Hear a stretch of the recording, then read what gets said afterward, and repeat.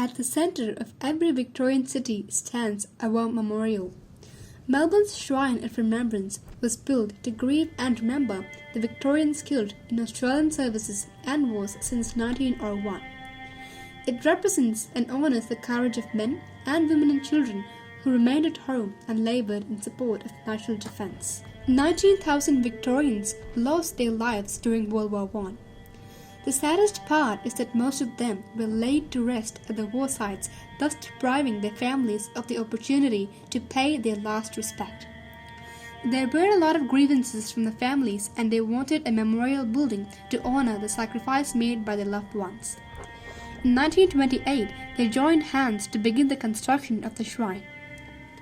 Their collective efforts thus gave birth to what we today see, the Shrine of Remembrance. Welcome to the Shrine of Remembrance. This year, the shrine marks its 90th anniversary since its construction in 1934. This holy place is a landmark where people can observe courage, support, endurance, mateship, and resourcefulness. Australia was spiraling towards depression and unemployment in the early 1929.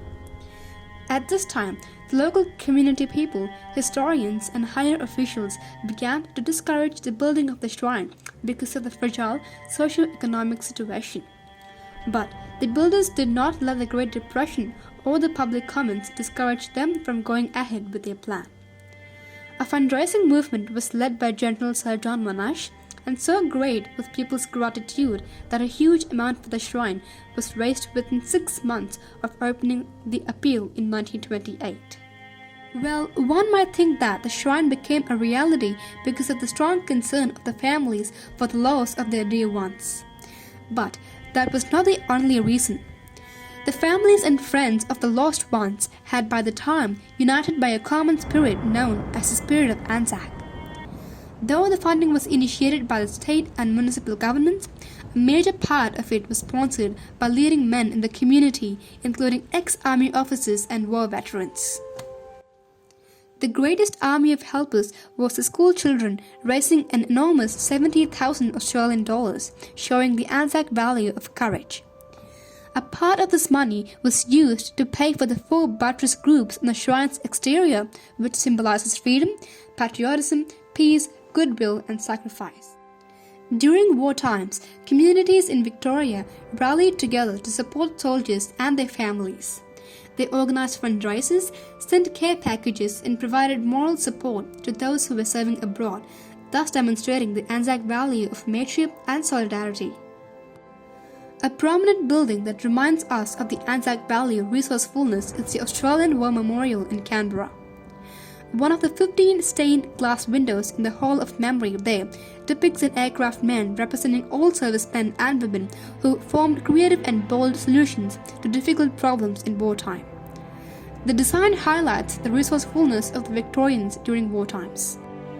The Shrine of Remembrance and other war memorials stand as a symbol of hope and resilience, reflecting the enduring spirit of the ANZACs and the strength of the Victorian community.